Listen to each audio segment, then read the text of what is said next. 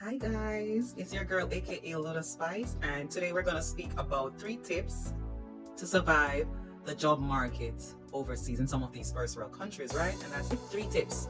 Now, you and I know that as a migrant, a lot of times it's one of the hardest hurdle to get over, trying to work and to fit in some of these first world countries, right? The last time we spoke about goals and aspirations for the year 2025, right? So today I'm just going to speak a little bit about how to go about one, which is the job market, right? Seeking that new opportunity, seeking that new job. So I'm just going to tell you 3 tips that can help you to be successful in your new job, or to get that new job, or whenever you get that new job, right? 3 tips to have you being successful during the orientation phase and during the first phase where you got to prove yourself, right? And like I say, for all my nurses, this go to you, and to those who are not in the nursing field also, but you're a migrant, this is the place to be. Okay, so I'm going to share some tips that are very helpful. And you'll notice in some of these first world countries that they may do things different from how you're accustomed to back in your homeland, right? As a result, I sum up some of the things that can help you to be successful as a migrant, right? In your new job, your new role, or your new country, right? Working.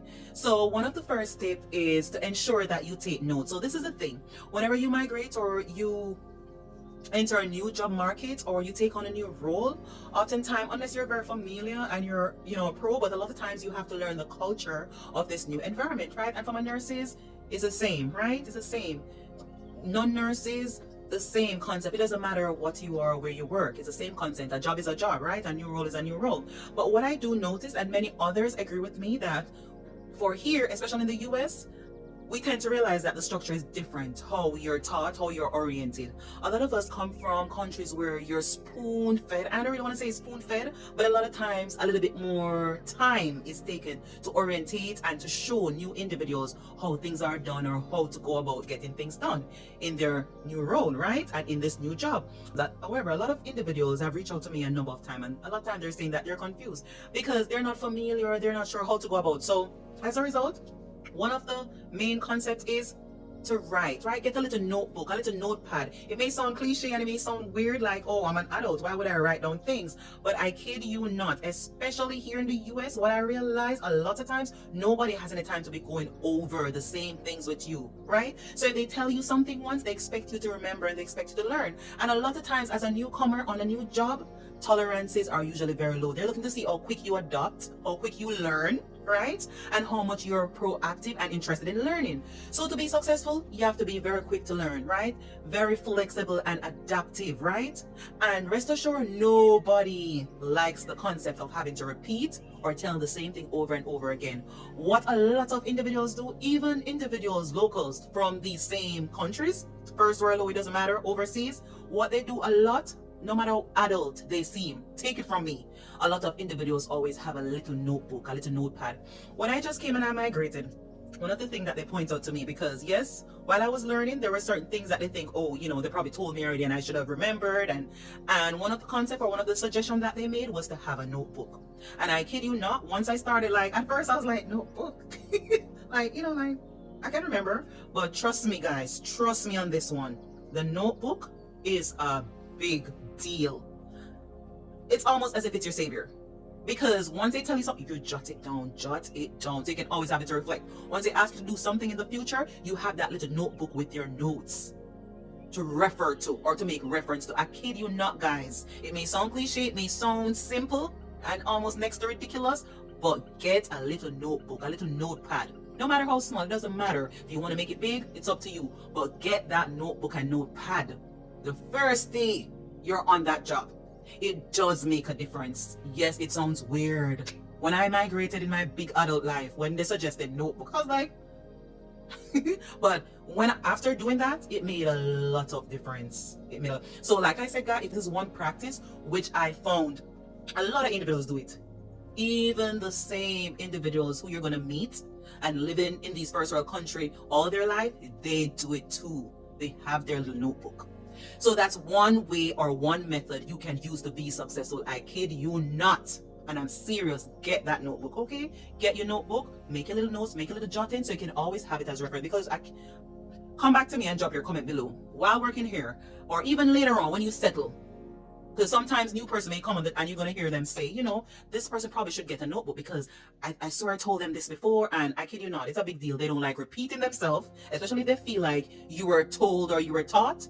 That's a big thing for you to be keep on asking and expecting these, whatever your preceptor, your mentor, whatever it is, to keep telling the same thing over and over. It's a big, almost like a taboo for them.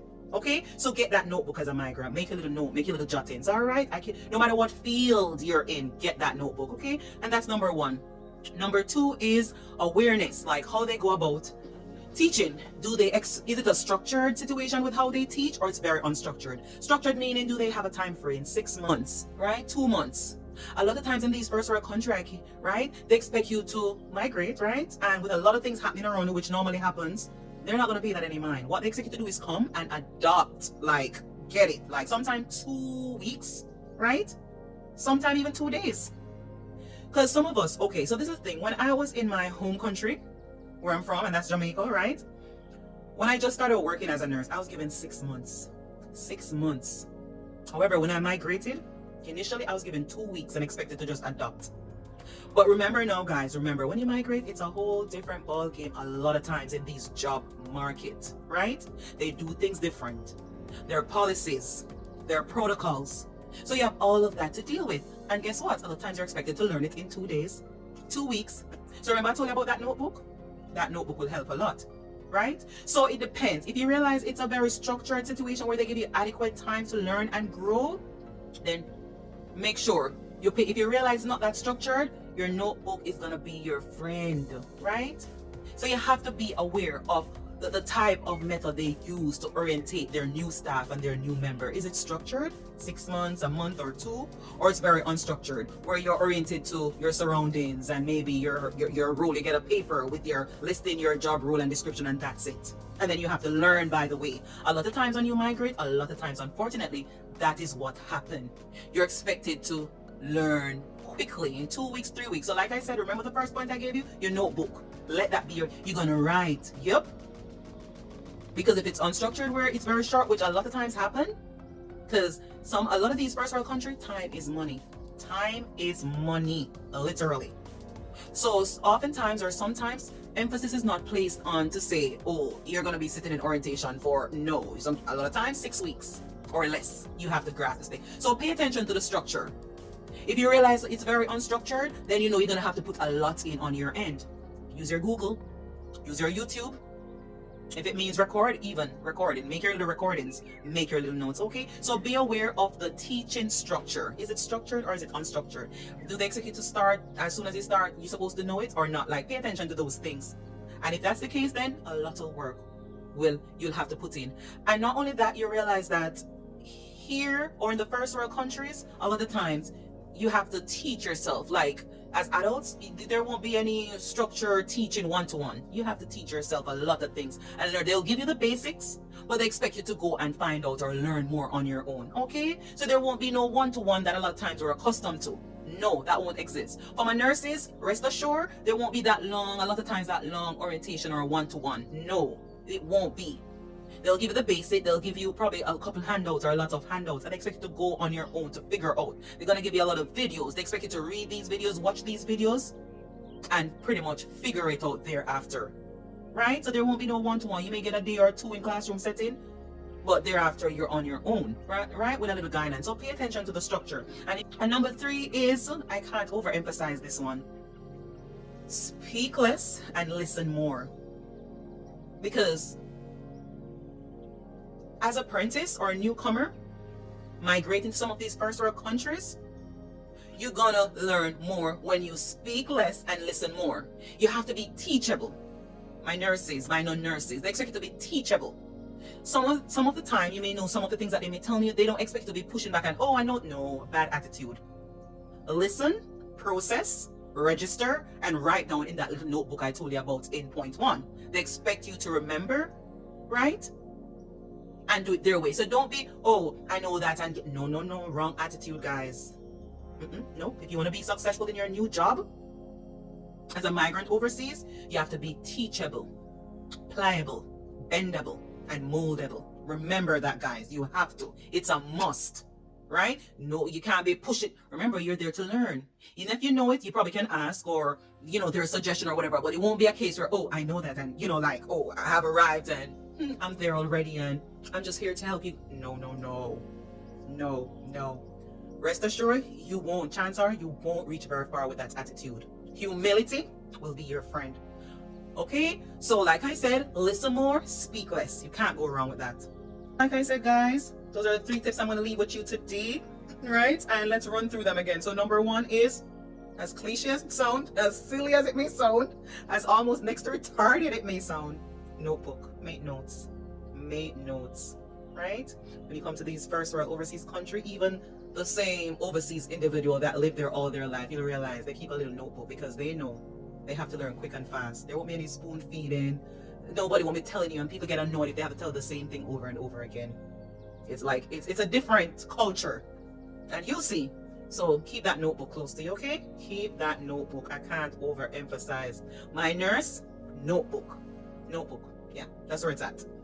And 2, be aware of how structured or unstructured this new job is, especially overseas, because based on that, it tells you how much effort, how much work, how much research, how much time you're gonna have to put in, especially on your own, to learn. All right, you're gonna have to give yourself an extra push. Learn on your own, figure out stuff on your own, Google, search, get familiar. The expectations, your job description, your roles. I kid you not, it won't be like a walk in the park if it's unstructured. And the orientation is a short period, 1 day, 2 day. No, that means you're gonna be required to put a lot in the beginning, especially during orientation, because remember, you want to be successful, right? Because if you're not successful during your orientation, that means chances are they may tell you, oh, I don't think you're a good fit. And it happens, guys. No, sometime in these first world countries, it's a case where you have to prove thyself. Prove thyself. So you want to be successful during orientation, okay? So make sure you push yourself a little. Google, search, whatever you're not familiar with, Google it, okay? And number 3 is, what's that? Who remember? Speak less, listen more. And drop a comment below, let me know. How was your experience? What do you think? Like, what did you experience? How was it? Do you think I'm off? Or what point do you think I missed or I could have added? Right? That you used and you were successful and, that made you feel empowered. Right? So drop a comment below, guys. And thanks for stopping by. And very soon, it will be what? For the US, it will be the president inauguration on January 20th. I'm looking forward to it. What about you? So let's see, right? It will be a new era, right? Here, they say era. Where I'm from, they said era. So it'll be a new era, potato, whichever one. So let's see, guys. Well, wish us all the best, right? For the new year, and I'll see you